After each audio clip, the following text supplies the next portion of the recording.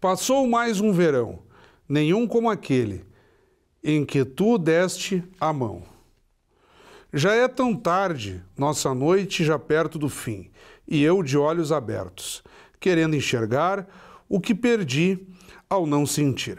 Esses são alguns dos poemas de A Tempestade é Metáfora, uma coletânea poética, obra recentemente lançada aqui em Caxias do Sul pelo meu amigo, escritor, jornalista, Dinarte Albuquerque Filho, que retorna aqui ao Café com Letras depois de uns 2 anos, mais ou menos, se eu não estou enganado. Dinarte, uma honra tê-lo conosco aqui. Oi, Fábio, tudo bem? Cara, é sempre um prazer estar aqui no programa, conversar contigo, ter essa oportunidade de dialogar, né, sobre literatura em geral e sobre poesia, né, que é realmente minha grande paixão, né, além de todas as outras atividades com quais eu lido, mas a poesia realmente norteia a minha vida. Então, sempre que tem oportunidade, do teu convite, putz, é uma alegria imensa, cara.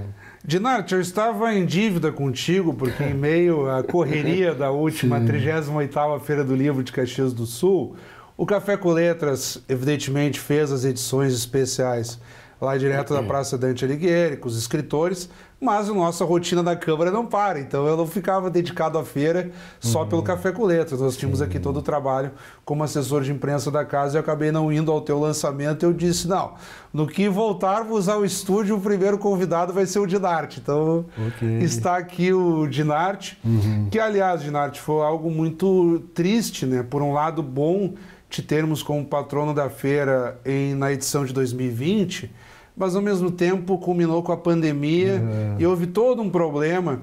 E eu lembro que nesse aspecto o Café com Letras também cumpriu com o seu papel no sentido de te trazer para cá naquela oportunidade. Tu estás aí com o livro, vou pedir que tu mostres a Fissura no Asfalto, que era o teu lançamento naquela oportunidade, e gravávamos o Dinarte e eu na Casa de Leitura, Memória e Educação Legislativa aqui da Câmara Municipal, com os vidros abertos, máscara, ainda no contexto de pandemia. E agora tu retornas para cá e com a ideia de também fazer um link aqui entre a Fissura no Asfalto e A Tempestade é Metáfora. É mais ou menos por aí? Vamos dizer assim, essa situação que tu relatou aí foi uma situação bastante impactante, né, para todos, né? Estava com o livro pronto para autografar em maio, daí fechou tudo, daí logo em seguida fui indicado como patrono da feira, aí a feira no seu período tradicional foi cancelada, aí ficou incerto, daí foi para dezembro, ok, vamos trabalhando, vamos divulgando. Formato remoto. E formato remoto, né, cara? Aí quando chegou em dezembro, teve abertura na sexta e domingo fechou tudo. Novamente, né? Então não teve a feira presencial como era prevista, com os autógrafos e tudo mais. O livro então ficou meio estranho, né, cara? Porque não teve sessão de autógrafos presencial, né? Não teve aquele contato com o leitor, que é a parte mais significativa do processo, né, cara? A solidão da escrita, depois a produção e depois a exposição para quem gosta da leitura. Eu fui autografá-lo somente em 2021. Aí eu estava bem quieto na minha, achei, não, vou curtir ainda o Fissura, já que teve todos os atropelos, né, cara? Toda essa situação, assim, bastante peculiar, ninguém tinha vivido até então. Mas surgiu a oportunidade de reunir novos poemas para publicar em 2022, que é o resultado deste A Tempestade é Metáfora, né? Que é um livro completamente diferente do que eu vinha fazendo até então. A minha linguagem, a minha preocupação, a minha perspectiva poética era uma perspectiva de um poema visual, de um poema com a complementação da imagem, né? Não apenas a imagem da palavra, mas também a imagem como recurso artístico e estilístico, né?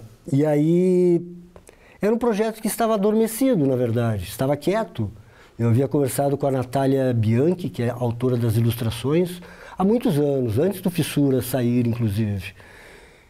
Mas estava quieto, só que as circunstâncias, os movimentos das coisas, os encontros, né, cara, acabou me levando a publicar um novo livro 2 anos após, né, o Fissura.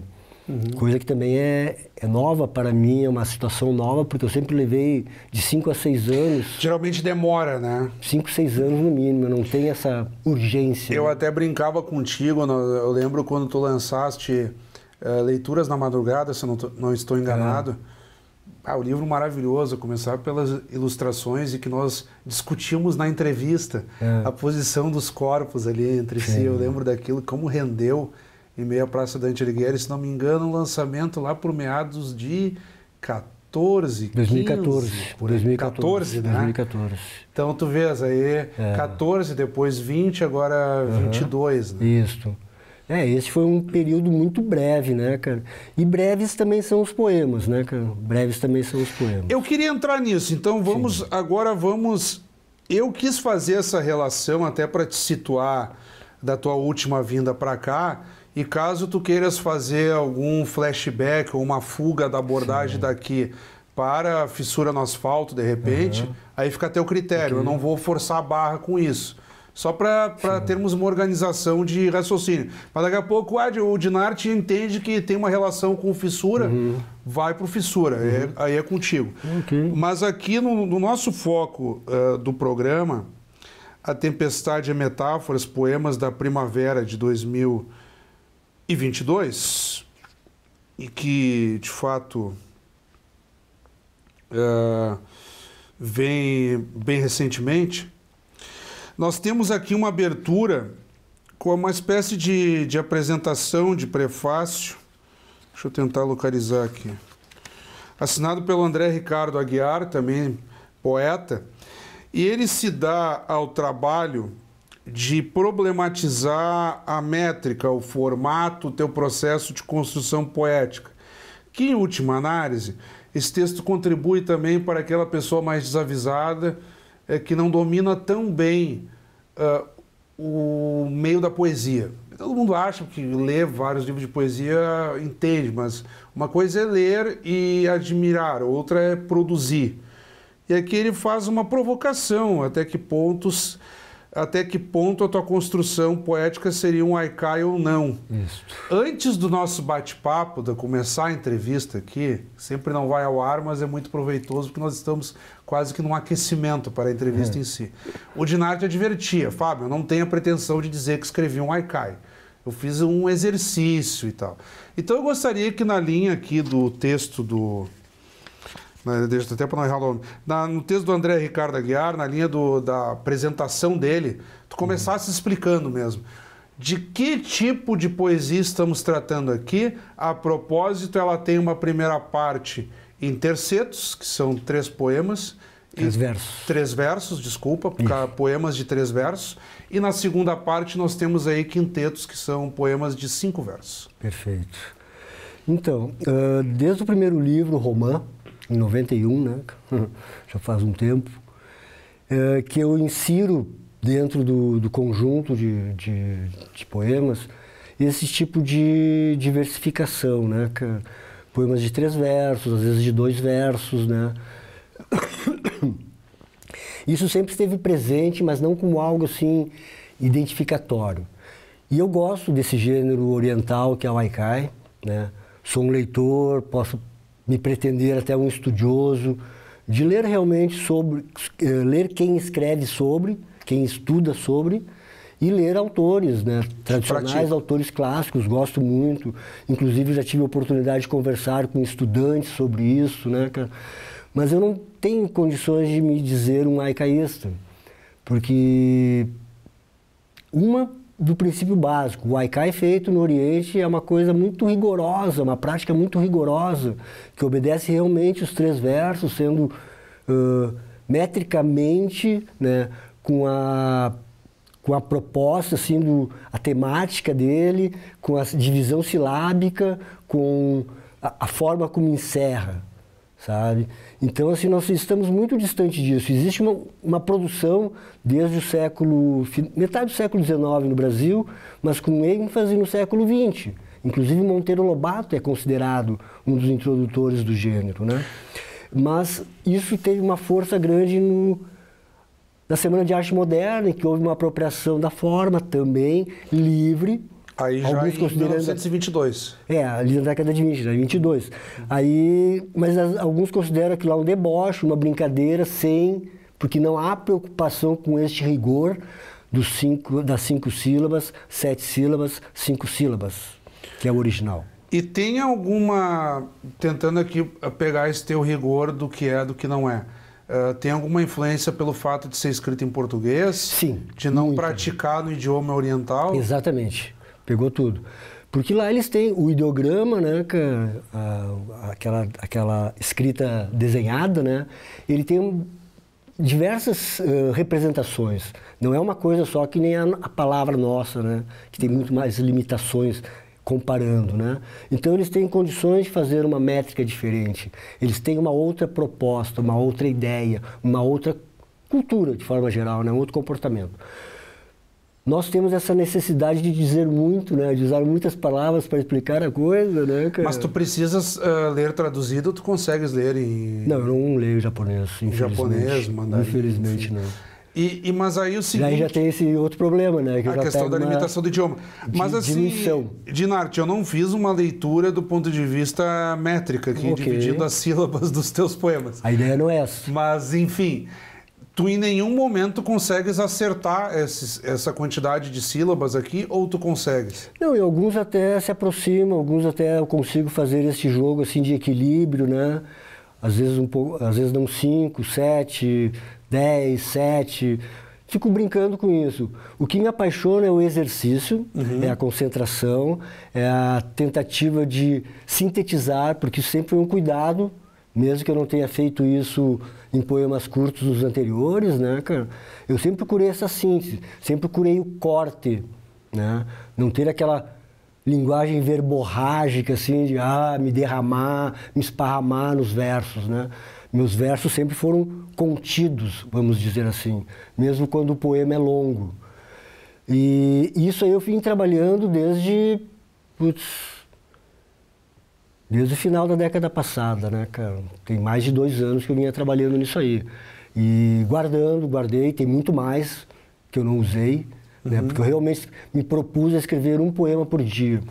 O André Ricardo, ele chega a ser generoso aqui no final, porque ele coloca, depois que ele fala da leitura dos haikais, enfim, das tentativas, pelo menos, ele fala: Dinarte Albuquerque Filho parece ter leitmotivs e linhas de pescar imagens usando a simplicidade como isca. Dá o que pensar, ou não pensar, mas sentir. E aí vai na linha dos teus poemas, porque eu comentava assim, Dinarte, de novo, tu segues numa linha que é sempre muito prazerosa dos teus poemas, né? Que não tem uma temática, digamos assim, digamos, uníssona, ela varia. Ela pega estados de ânimos, ela trata às vezes de natureza, ela trata de pessoas, ela trata de perspectivas amorosas. Então o livro ele é sempre muito gostoso de ler. Ele não é pesado, ele te propicia ler, sei lá, porque aqui é tão curtinho, mas uma quantidade razoável de poemas, deixa o livro ali meio de lado, retoma. É prazeroso, não tem trabalho para ler o livro, né? É mais ou menos isso, assim. Certo. Talvez dessa ideia toda genérica ou geral do haikai, a aproximação com o estado de espírito, como tu falaste, a aproximação com a natureza, né, com o humor individual, né? Essas questões eu me apropriei. Claro que eu não abandono as minhas temáticas preferidas, que é a cidade e as paixões, né? Isso está permeando tudo. Mas eu procurei realmente trabalhar com um pouco mais de leveza, com um pouco menos de incisão, ser menos incisivo, como eu fui no Fissura, por exemplo, né? Que tinha uma outra proposta, outra temática, né? Desde a questão do uso da cor, do preto, com mais ênfase, né? Em relação ao Tempestade, apesar do título ser algo que possa induzir a um peso, né? A tempestade. Mas eu procuro aliviar dizendo que é só uma metáfora, não existe... É só uma metáfora, fique calmo, né, cara? Refere-se a um poema que está contido no livro também. E também casou com a ilustração da Natália, né, cara? Que tem uma leveza incrível. Então, puxa, é algo muito, muito louco. Esse ponto aí que tu deixas já sobre a ilustração, nós vamos tratar na volta das dicas do autor, como nós sempre fizemos a produção Fascinal ali. De imediato, roda a vinheta aí.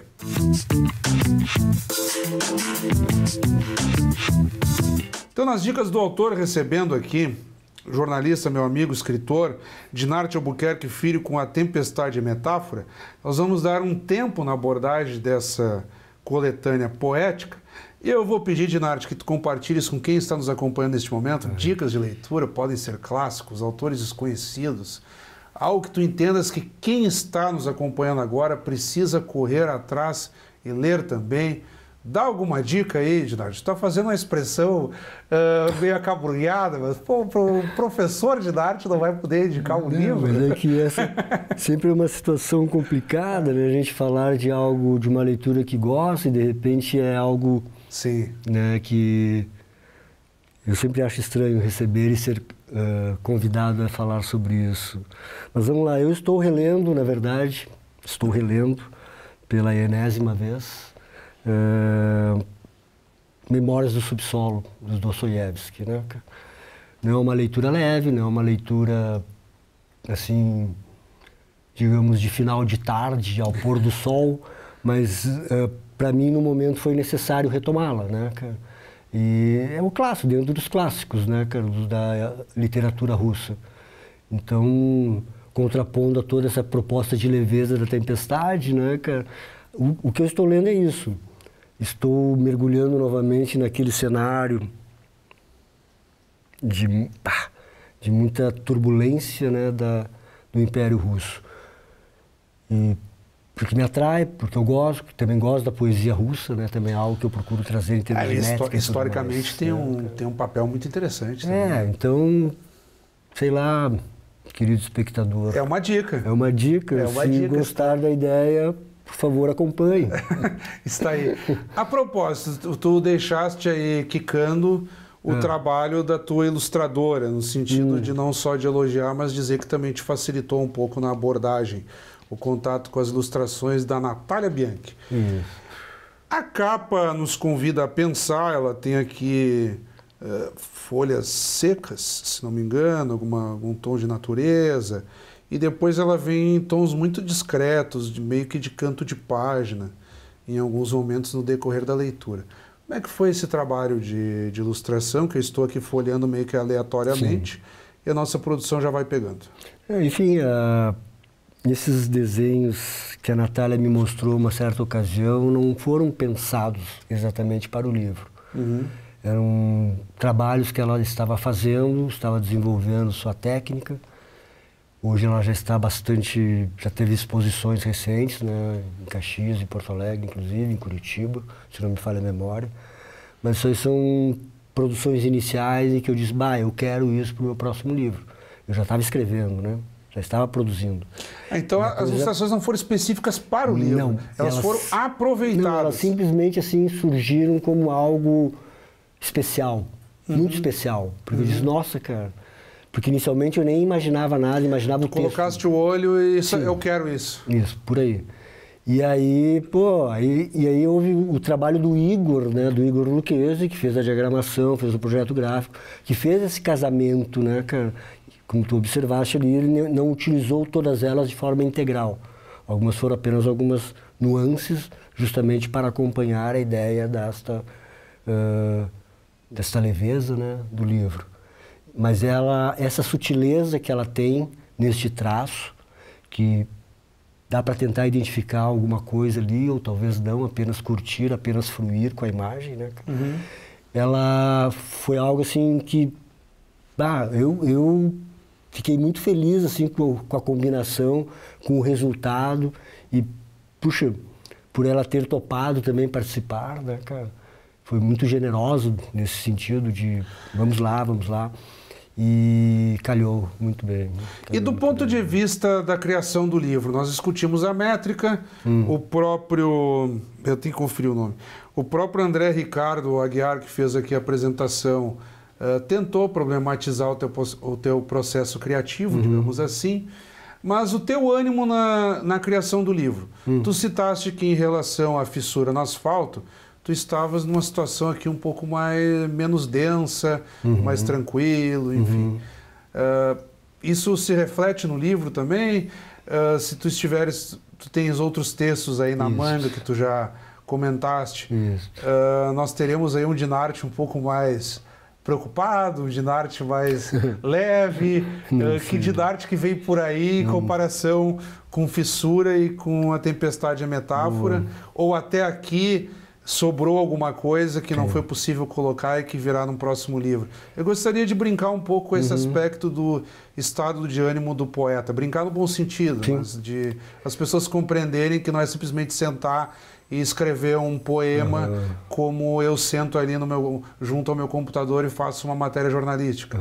A poesia ela tem um processo criativo um pouco mais complexo, um pouco não bem mais complexo, e o estado de ânimo influencia, né?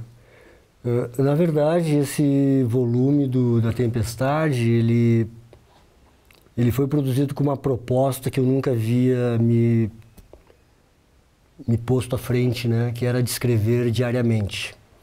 Durante quase 1 ano e meio eu escrevi um poema por dia. Um haikai ou um tanka, né? Que é o poema de 5 versos. Um por dia. Tinha dias que saía mais de um, claro, teve dias que eu não escrevi nada, né?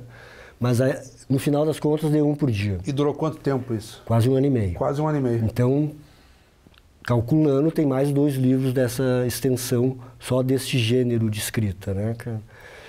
Paralelamente, claro, a gente tem um tempo, acredito que vários outros colegas da escrita têm esse tempo, depois que tu publica algo, dá um tempo, né? Para.